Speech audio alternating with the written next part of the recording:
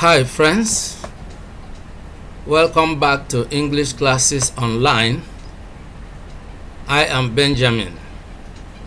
Today's video is about sentence stress, simplifying sentence stress, and we shall be looking at three key areas. What is sentence stress? Why is sentence stress important? And how it works. If you are new to this channel, kindly subscribe to the channel by clicking on the subscribe button below. You will see a red button tagged subscribe. Just click on that button and you will be subscribed to the channel. And what that implies is that you will have free access to all videos we upload on this channel.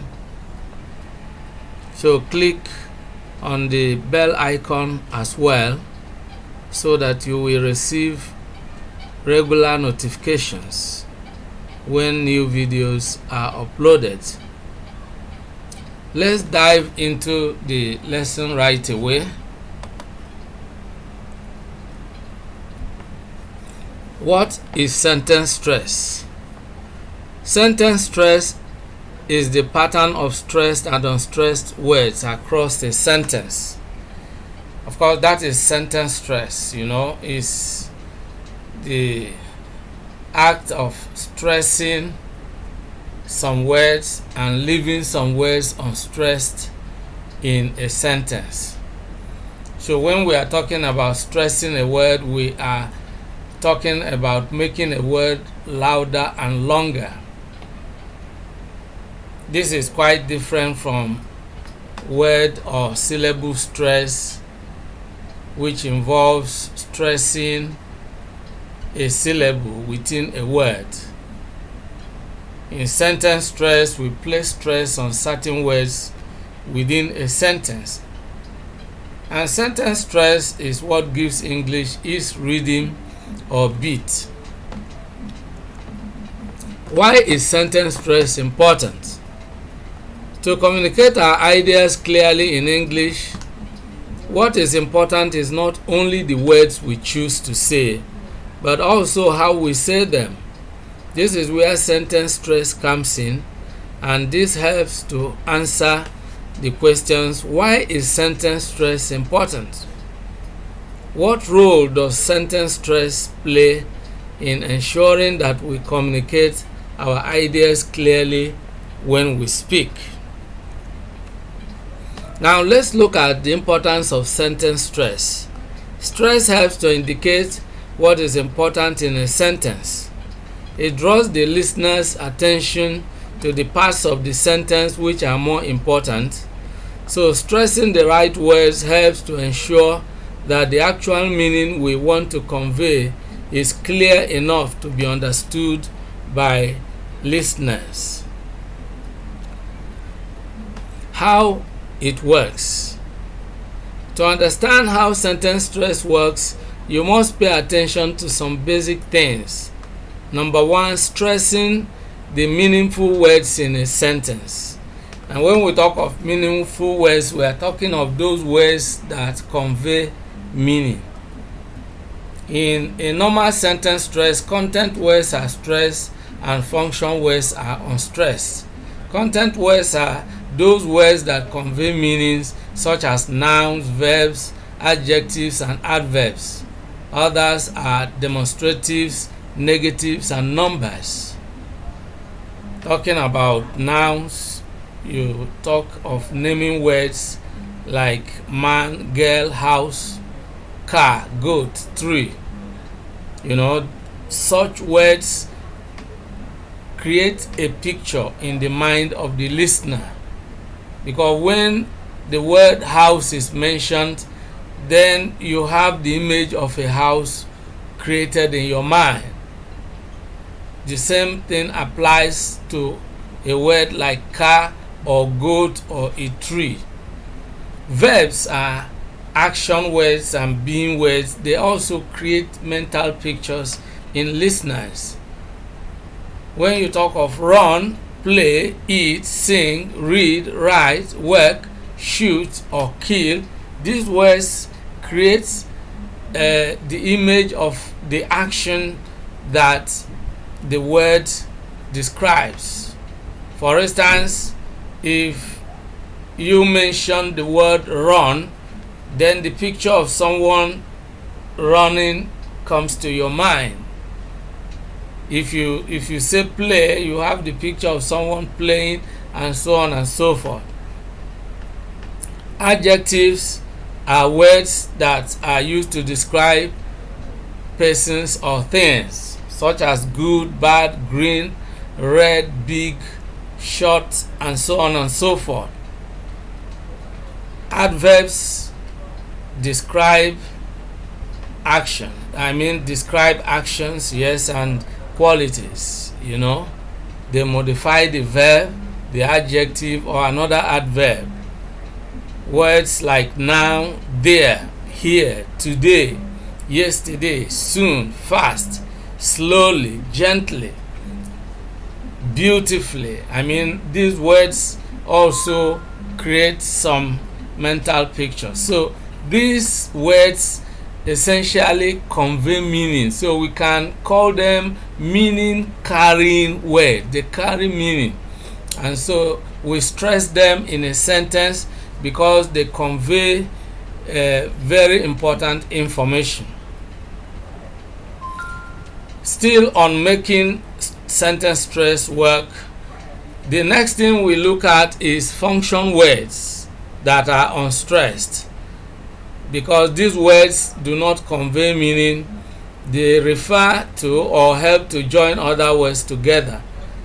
And such words include articles, prepositions, conjunctions, pronouns, auxiliaries. And if you talk about articles, you talk about a, and, the. Prepositions in, on, for, to, with. Conjunctions like and, but, for, or. Pronouns such as he, she, it, us, me, you. Auxiliaries like can, would, should, will, shall, is, was. All these are function words. You can call them empty words. They are words that are used either as helping words or joining words. Words that join the content words together. And so we do not stress them. And sentence stress is about stressing those content words that carry meaning and leaving the function words that do not carry meaning unstressed in a sentence. And we shall look at examples in sentences. Example number 1. Joy is a girl, but Jim is a boy. Now you can see that we make deliberate effort to stress the content words and leave the function words unstressed. And let's really look at this. Joy, alright, sorry, okay. Joy is a girl, but Jim is a boy. These words that are in capital letters are the content words. The ones in small letters are the function words. The next one, rats live in holes and birds live in nests. Rats live in holes and birds live in nests. So we stress the content words, we leave the function words unstressed.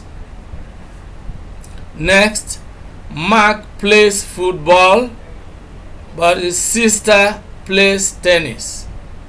Mark plays football, but his sister plays tennis.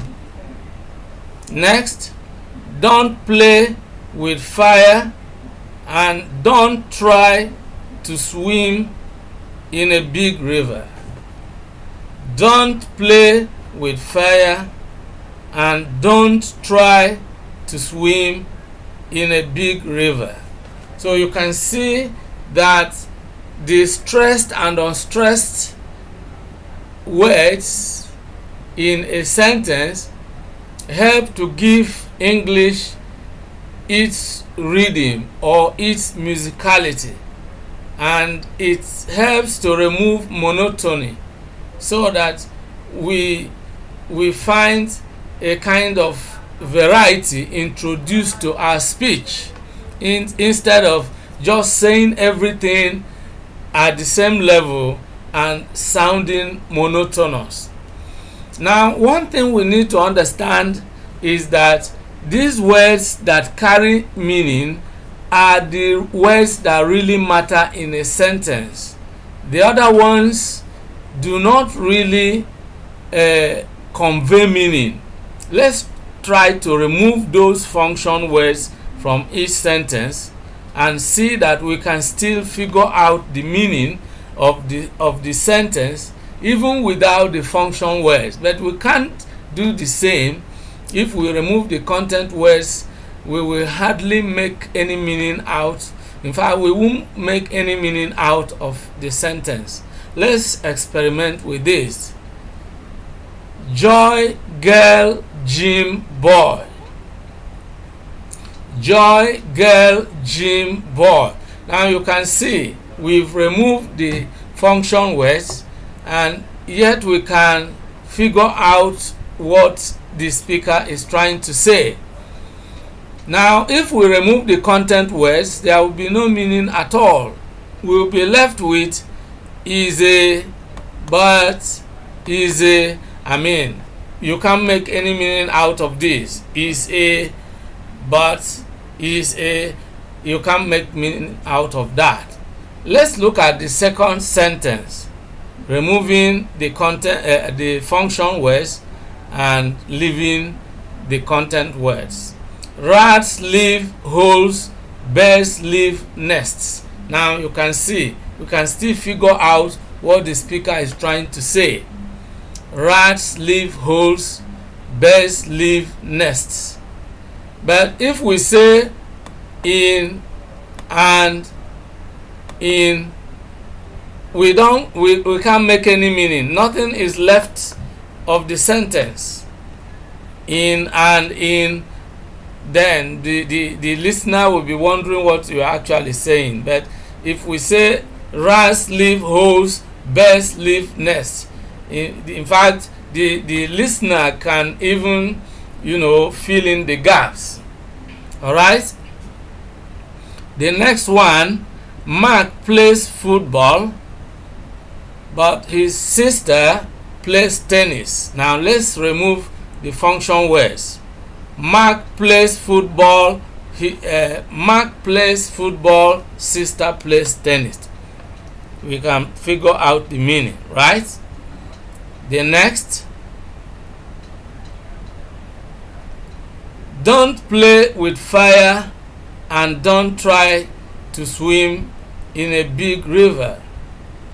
Now let's leave out the function words. What we have is don't play fire, don't try swim big river.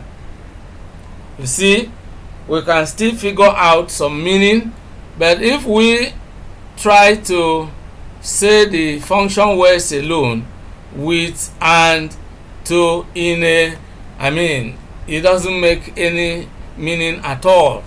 So you can see the major difference, the reason that we stress the content words and leave the function words unstressed. As we have already said, the content words carry the kind of information that is more important than the kind of information that the function words convey. As a matter of fact, we have seen that the function words do not convey any meaning. They only help to join or connect the content words together. Okay, so let's go to the next thing we need to know about sentence stress that enables us to simplify sentence stress. For a second language user of English, sentence stress can be simplified when we look at these basic things, when we pay attention to these key things that we are talking about. And the next thing is dealing with stress timing. Stress timing is really very important. To understand and use sentence stress correctly, we need to understand stress timing in sentences, because you may have heard that English is a stress timed language. What it means is that the interval between two stress syllables is equal, and this happens because we focus all our attention on the content words and we do not emphasize the function words. So those syllables that are stressed get our 100% attention, but those syllables that are unstressed, we gloss over them, we leave them unstressed. We do not emphasize them. In fact, we make some effort to shorten them in speaking. Now let's look at how it works. Here are 5 sentences containing different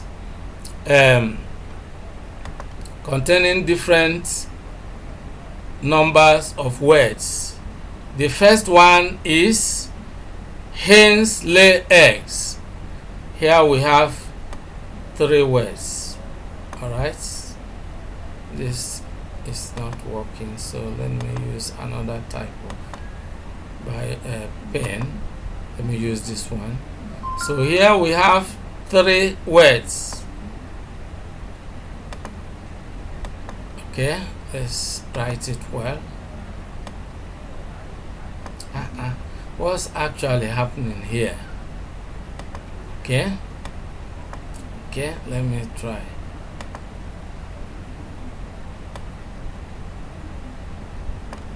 Okay, let's just leave it.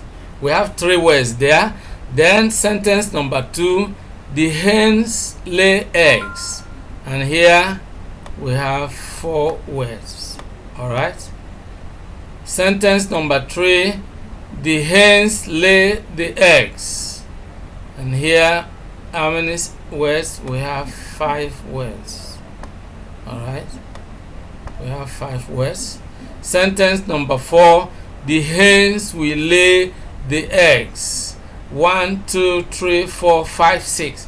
We have 6 words there. Sentence number 5. All right, let's wipe this. Sentence number 5, the hens will be laying the eggs, and so here we have 7 words. All right, 1, 2, 3, 4, 5, 6, 7.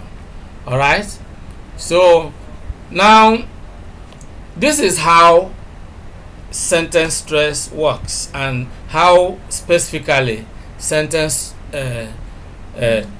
stress timing really works. It takes the same time to say each of these 5 sentences, and the reason is clear. Even though in sentence 1 we have 3 words and in sentence 7 we have 7 words, the secret or the fact is that each of them contains only 3 content words, and they are hens lay eggs. So here the 3 content words are hens. All the other ones I'm not underlining, do not carry any meaning. Okay,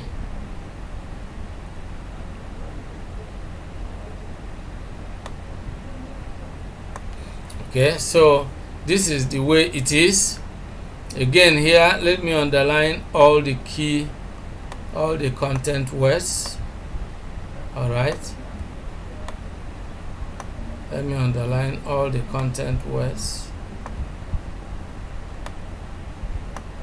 Okay, so here we have, okay, hence should be underlined here, hence underline here, lay underline, eggs underline, okay, eggs. Okay, so I think we have underlined all the keywords.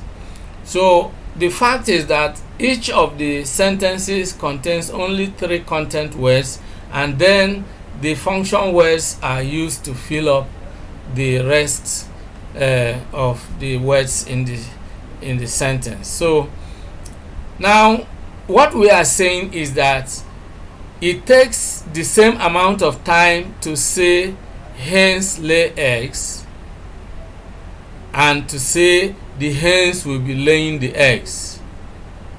And what happens is that we have to shorten the function words to conform with the time that we need to produce the utterance.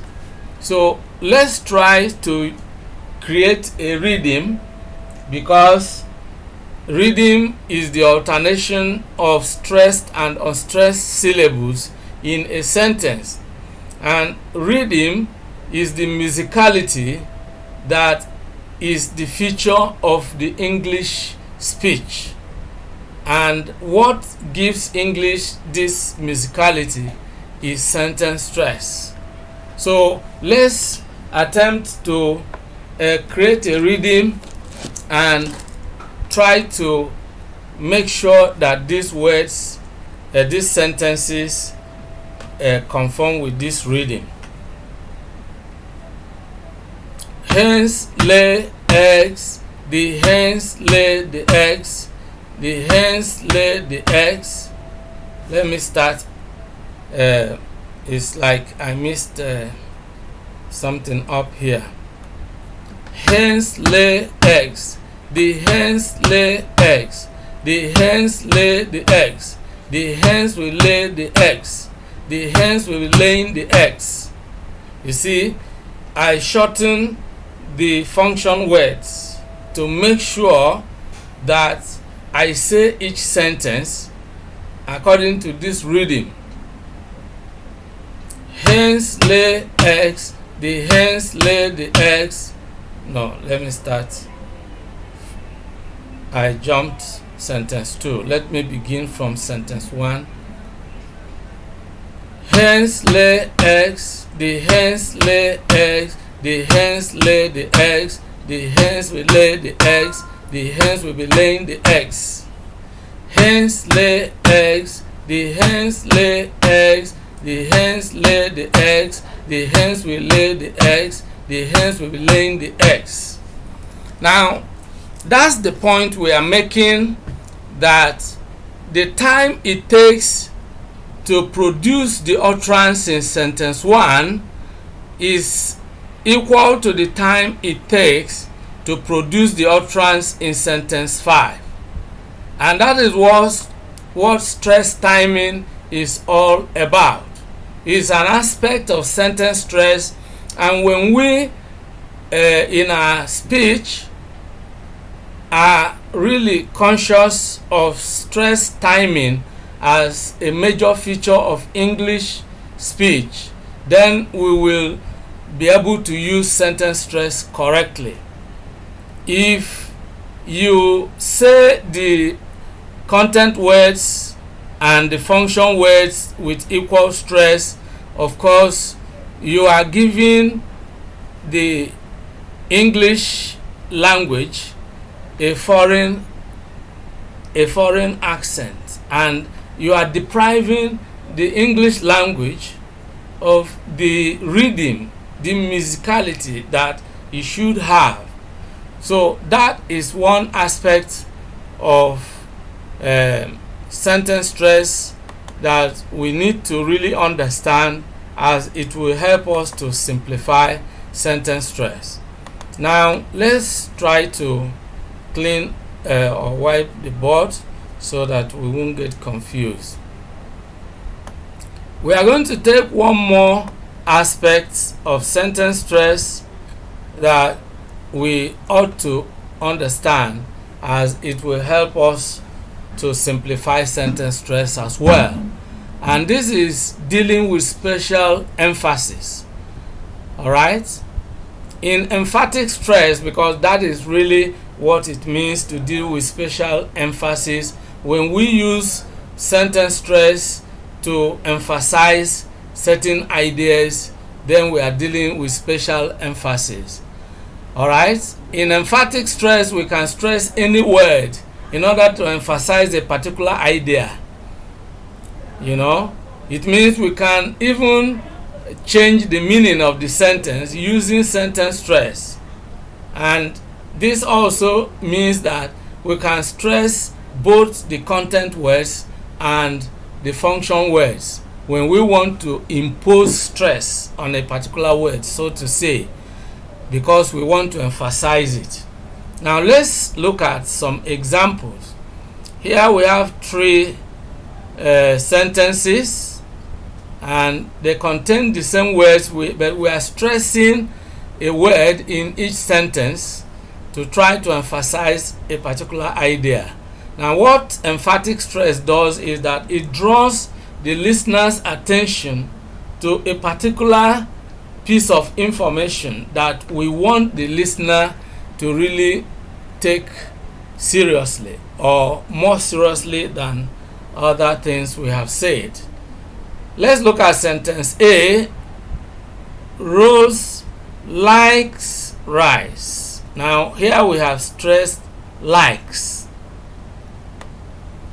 So when we say Rose likes rice, we are stressing likes, and we are drawing the listener's attention to the fact that it is rice, that Rose likes rice, that she doesn't hate it.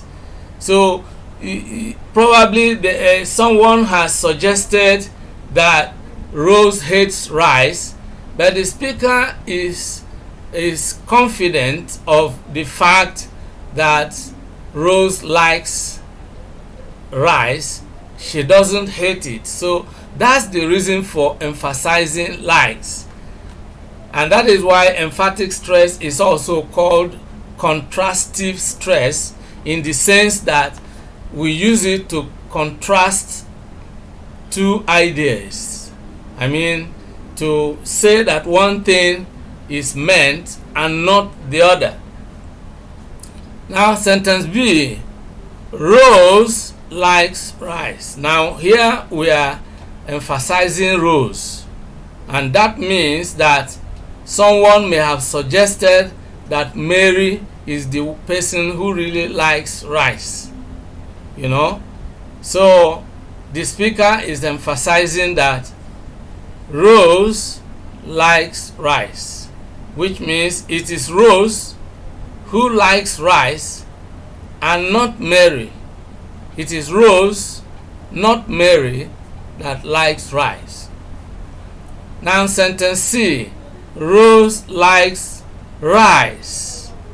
Alright, so in this case, when we emphasize rice, we are saying that contrary to what someone else may have suggested, it is not beans that Rose likes, it is rice. Now, we need to note that, as I earlier mentioned, any word can be stressed in a sentence when we are dealing with special emphasis. In this case, let's look at some examples. All right. John lives in Nigeria. That in this case, you can see that we are laying emphasis on where John lives, in Nigeria. That means it's John is not living outside the country, is living in Nigeria. Then here in sentence B, we are emphasizing John. John lives in Nigeria. So in this case, we are saying it is John who really lives in Nigeria, not James. So that is the contrast in it, which is why we also call it contrastive stress. It is both emphatic stress and contrastive stress. In sentence C, we are emphasizing lives. John lives in Nigeria. John lives in Nigeria. So when we emphasize lives, then we are saying that John is not merely paying a visit to the country. Instead, he actually lives in Nigeria. All right? And then in sentence D, if we emphasize Nigeria, John lives in Nigeria, then we are saying John lives in Nigeria, not in Canada, for example. So you can see that sentence stress is also used to deal with special emphasis when speaking, and there is need for us to give special emphasis to certain pieces of information that we want to convey. Then we can use what is called emphatic stress. In other words, we impose stress on a particular word, whether it is a content word or a function word. In fact, we just impose stress on that for the purpose of that conversation, and it is because we want to emphasize a point or to contrast an idea with another. So this is exactly how to simplify sentence stress. We have looked at the various aspects dealing with stress timing, and we looked at how it works, stressing the meaningful words in a sentence and leaving the meaningless, if you like, but what we call the function words unstressed. All right? So we have looked at all this, and we have seen that this is the way it works. Of course, we looked at examples of the content words, how we can just say the content words in a sentence, and still the listener is able to figure out the meaning even when we leave out the function words entirely. But the same thing cannot be said about the function words. If we leave out the content words, it will be difficult, if not impossible, to figure out any meaning from just using the function words. So we have seen all these, and again we have seen the importance of sentence stress. We have seen why it is really important. All right? And we did say that, it is not just our choice of words that is important when we speak, but how we say those words we have chosen is also important. And this is where sentence stress comes in, and this underscores the importance of sentence stress. So we have seen what sentence stress is all about. We have actually seen why it is important, and we have seen how it works. This is where we draw the curtain in today's lesson. I hope you have gained some benefits from today's video. If you have, do kindly leave your comments in the description section. If you have any suggestions as to how I can improve the quality of my lectures, do not hesitate to leave such suggestions as well. If you have any topic in English that you would want me to discuss, you can mention it as well, because as a matter of fact, many of the videos I have uploaded on this channel were uploaded in response to suggestions from some of our very, very committed fans and listeners and subscribers. And I want to really use this particular chance to say a major thank you to all our subscribers who have given us massive support. It's really not something to overlook. All of you out there who have tuned in at one time or the other, who have been following the videos we upload on this channel, I want to say a very big thank you to all of you.